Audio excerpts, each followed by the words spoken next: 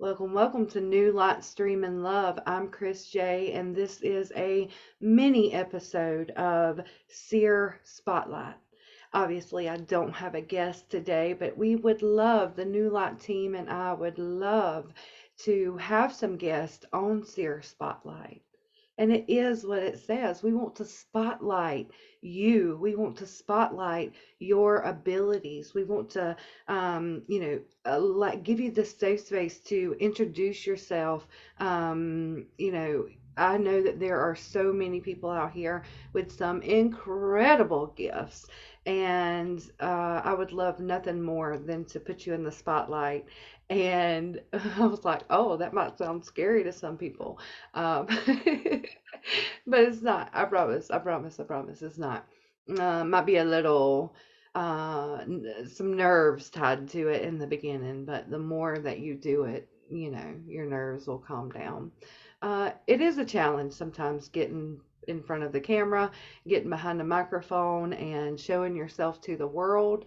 But that practice, even if it's just for yourself, is so life changing. It allows you to open this door and say, "Ah, this is me," and I love seeing the real you. So, Seer Spotlight, yes, if you want to be a part of that, if you want to come and share yourself, share your light with the world, if you want to step forward and say, hey, I'm a healer, hey, I read tarot, hey, I do hands on healing, I'm a psychic, I'm a medium, those sorts of things, I'm a shaman, I would love to have you. We would love to have you. So if that's the case for you, then just reach out to knewlightstreaminglove@gmail.com and we'll get back with you and set that up, okay? So today I'm spotlighting myself. I felt I haven't done a tarot reading for myself in, my gosh, a long time. I have been reading tarot, I don't know how many years. It was probably about 2010, I would say 2009, 2010, somewhere around there, as to when I picked up my first tarot deck. It actually fell off the shelf. So that was a clear sign that they were meant to go home with me. Now, this was back when I wasn't very tapped in and connected to my intuition and my spirit team and things of that nature. But I allowed that energy to come home with me, right? And it's changed my life, it set me on this path of finding my purpose. It set me on this path of revealing who I truly am. It set me on this path of wanting to be in service to others.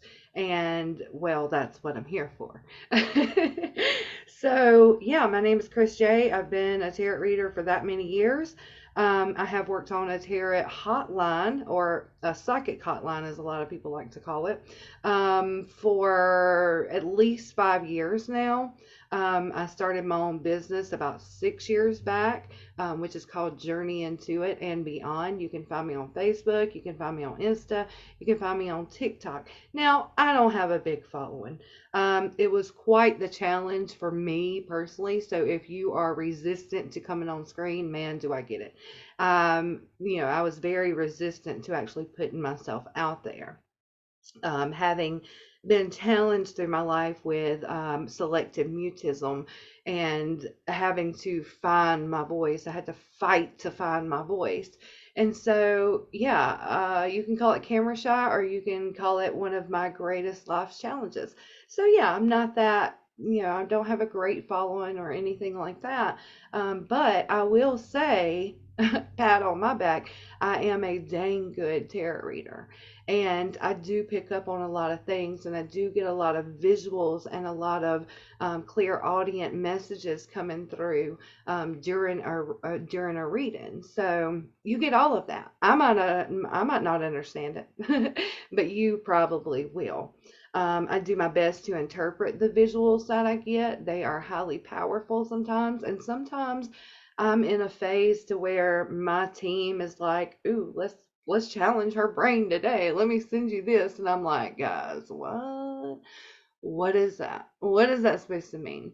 And so I get to play this fabulous game back and forth with them, and it's almost like lifting weights with my brain. It stretches my capacity to feel, see, sense, hear those messages coming through for you. So yeah, I love doing tarot readings. I love bringing forward those messages. I also typically, when I'm doing a reading, and it's not that really anybody asks for it, but I do get signs within the body, like energetic pulses in the body that I can see, sense, or feel within you. The last reading I did for somebody, I was almost screamed this notion of, you need to take vitamin D. And so I let that person know that was one of the indicators that was going off, that they needed that sunshine vitamin, that happy vitamin, and probably needed to start putting a little bit more if they were already taking it, or if they're not, to bring in that vitamin D, because their body is craving that right now. Your body needs that. So yeah, there's other things that I will see during a reading, like energetically within the energy centers. I might see some sorrow in your heart. It's just a lot of different things that I could potentially see during a reading. So, when I'm reading energy, one of the things I think that I'm naturally trained in is to do what I call a body scan. So, yeah, that information might come up in my readings as well. So, yeah, again, it's been a long, long time since I've actually done a reading for myself. And as I sat down to do it, usually when something flashes repetitively in my mind, it's almost saying, all right, you need to get up on there and do this. You need to put this out for everybody. One or two people might see it that needed to hear the message. So I don't feel like this is a reading just for me, but I do feel like this is collectively an energetic that may be moving through, and something that you may just need to hear. Okay, so the first card that I drew is the Tower. Now, in tarot, the Tower card can be incredibly heavy. It can be those moments where we feel like life is just falling apart all around us, and more than likely within your personal experience too. It's like almost saying, like, nothing is going my way. This is collapsing, this is falling down, this is tearing apart, this is breaking. I don't know how much more I can take. Yeah, we've all been there.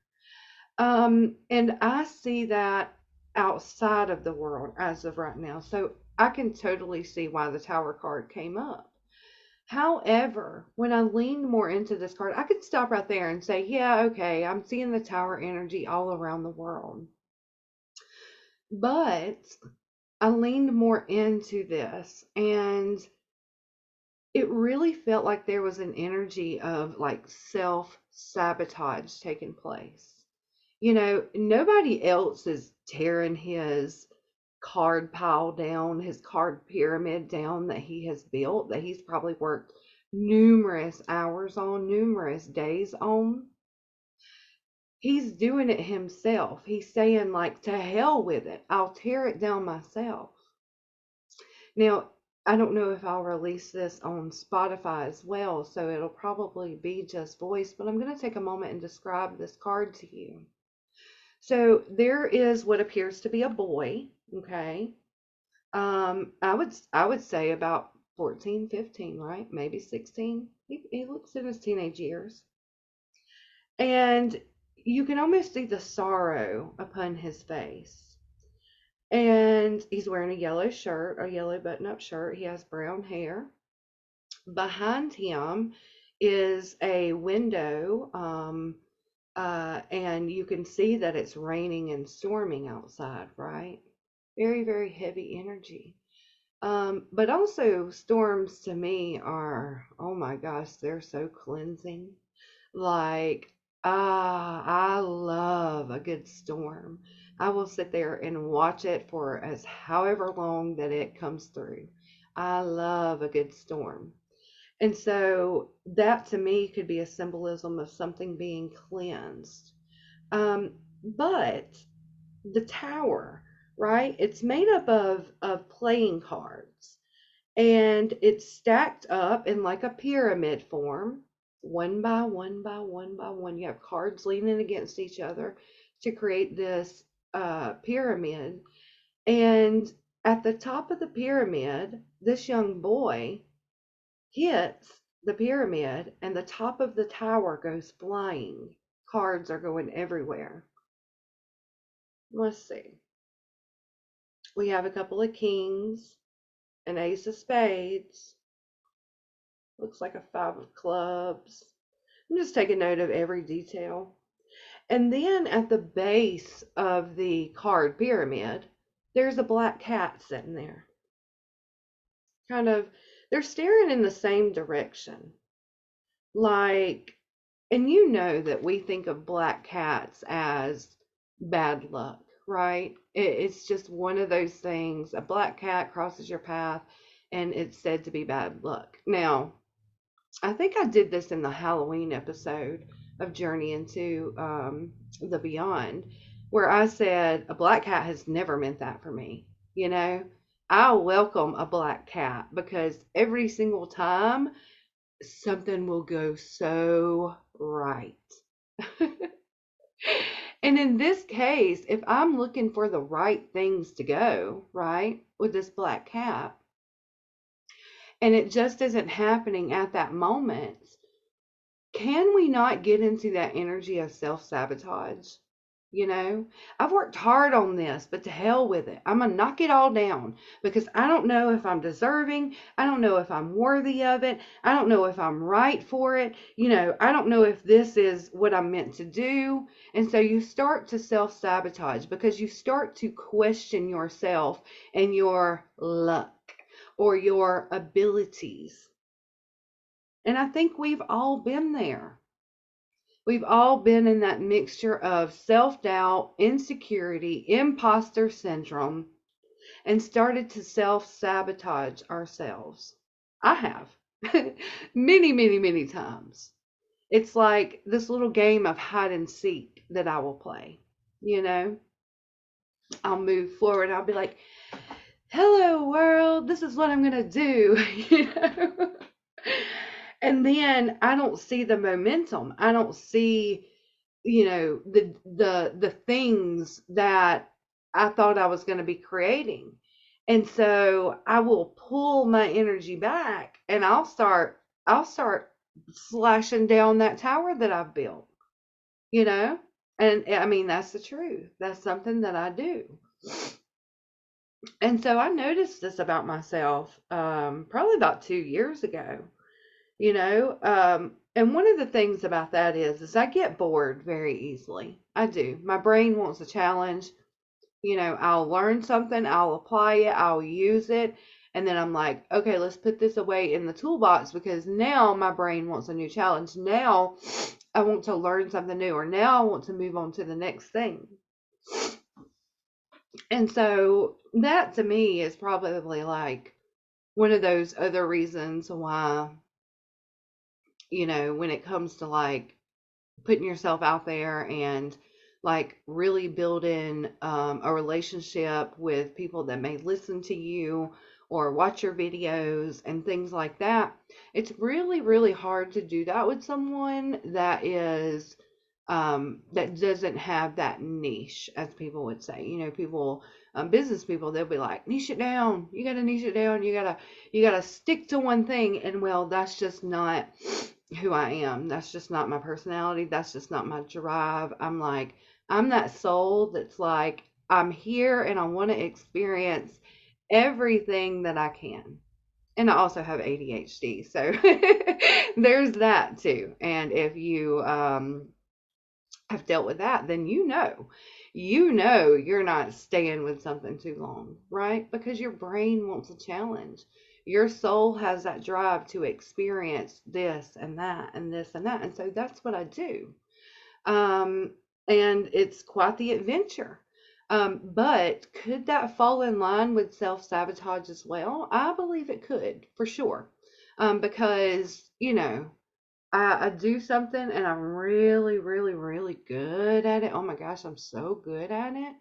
And, I get to know it and I learn it like the back of my hand, and I start applying it in my daily life or helping people with that notion. And then, all of a sudden that tool just sits there. You know, I think I need to see the fact that I didn't learn it for no reason.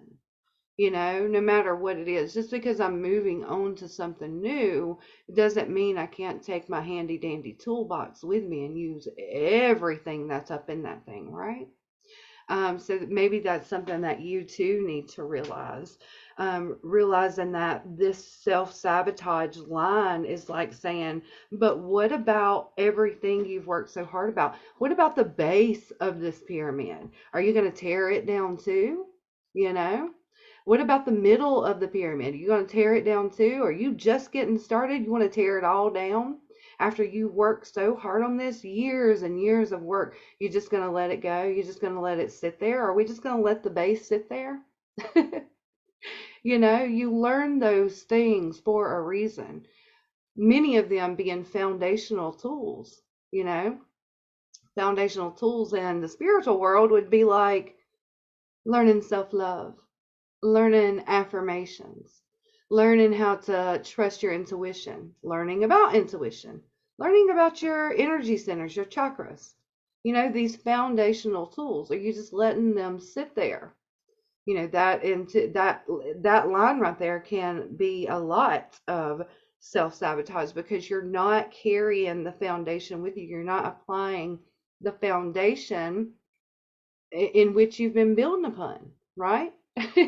And I'm probably just talking to myself, but I feel like this is going to resonate with a few people. So kind of check yourself on that notion. Like, are you self-sabotaging? You say you want this and you're trying to manifest this and you're trying to do this, but is that actually what you say you want? And are you aligning to that? I know I did a knockout thoughts of the day on that. And are we actually working with everything we got? I'm seeing a magician pop up in my mind. Like, are we working with every single tool that we got? Don't self-sabotage yourself in that manner of saying, I don't need that anymore. We all need a foundation in which to build upon. We all need a foundation to keep us stable in the art, to keep us stable in life, to keep us stable in what it is that we're doing. We all need that foundation. So maybe even thinking about the foundation that you have built for yourself, taking a moment to pause and allow yourself to bend down and reevaluate the foundation you have. Is the reason you're self-sabotaging is because you don't have a solid foundation? Maybe sometimes when we think we got that foundation, a card might be missing, a brick might be missing, something might be missing. That as you build yourself up, oh, it starts leaning, maybe physically, maybe energetically, but then you're like, I got to tear it down, self-sabotage. So make a conscious decision to reevaluate your foundation. Make a conscious decision to stop self-sabotaging, and make a conscious decision that no matter what your personality is, if you are the person that, loves to explore life and loves to learn this, well, take everything you've learned and take it with you. Use it when it applies. And yeah. And so the next card that I have is the Two of Wands. And the Two of Wands, I feel like, is that energy that I just talked about. Sometimes the Two of Wands can come across as making that decision. Do we go left or do we go right? Do we stay where we are or do we move? Do we, I get the feeling of like kind of sitting where you are and not continuing on. I feel like there's that first step of reevaluating the foundation. But how tall do you want your pyramid? How tall do you want your tower? Are you just going to sit with where you're at? or are you going to move forward? So I do feel like it's decision time, and that there is a decision that needs to be made emotionally, spiritually. There is a decision that needs to be made consciously, maybe from the unconscious space as well. Sometimes we can allow that unconscious space to play the game for us, and we don't even know it until we decide on one fine day to sit down and do a tarot reading that we haven't done in a long time. And we finally see, oh, well, there's something in me that's been operating from the unconscious space. So I'm going to make a clear decision to go see what that is.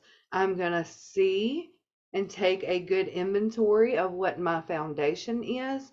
And then I'm going to ask myself, where do I want to go from here? The Chariot comes in. Oh, I forgot to describe the Two of Wands, that energy of making a decision. So there's a woman. She has a orange jacket and a red shirt. A lot of fiery, passionate energy I feel within that. She has brown hair, kind of cut in a pixie cut, and round glasses.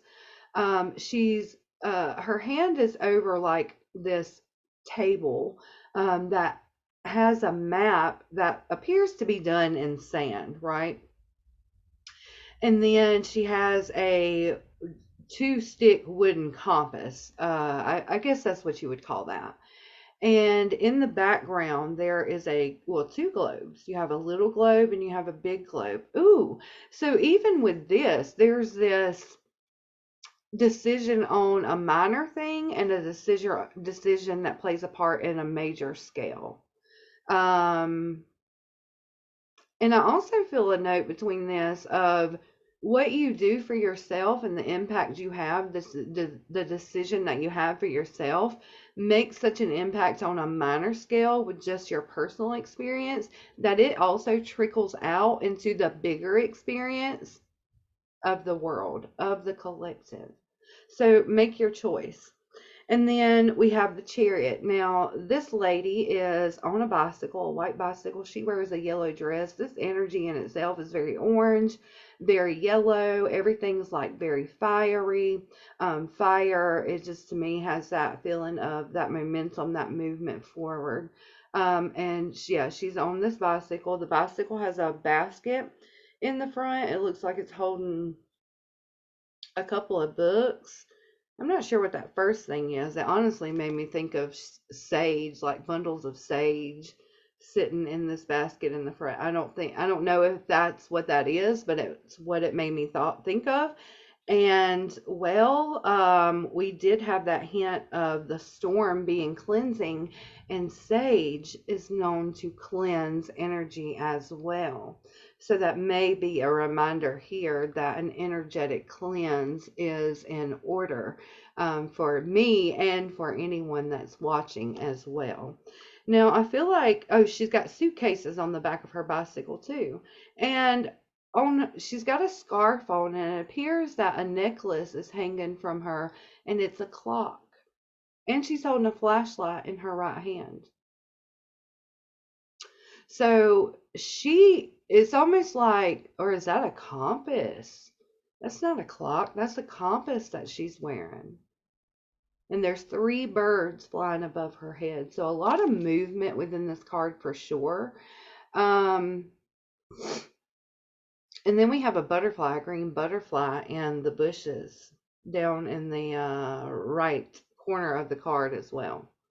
So yeah, there's a transformation occurring.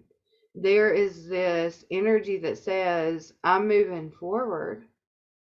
I don't really know exactly where I'm going at this moment, but I have my compass and I have my flashlight, and I know that I'm moving forward. I feel like the 3 birds, is like you've been getting this message. You've been hearing this message that it's time for you to move forward. It's time for you to make those decisions. It's time for you to stop self-sabotaging. You've been getting the messages, whether it's from other readers, whether it's from your spirit team, whether it's from synchronicities. You've been getting the messages that it's time to do those things. It's time to reevaluate or take an inventory of your foundation. It's time to figure out, make those decisions about you personally so that it has this impact on a wider scale. It's time to you to figure out how tall you want to build that pyramid. It's time. And it's time to gather all of your momentum, and it's time to move forward. No, you don't have to know where you're going. You don't have to know where whatever you are experiencing right now, whatever you are tinkering with, whatever you are playing with, you don't have to know where it's going. My dog. Just know that you're going. Just know that you're not finished building your card pyramid. You're not finished building your tower. But you got to have a solid foundation on which to build on which to build on. You got to have that solid foundation. Yeah. So this has been, I think, maybe the second episode of Seer Spotlight. So yeah, again, if you want to come and show off your abilities and show off yourself and be put in the spotlight, and you want to share your light with the world, this is your invitation. Reach out to us. Again, it is knewlightstreaminglove@gmail.com. You can also check out our website and find out about the New Light team at knewlightstreaminglove. Yeah. Have a beautiful day.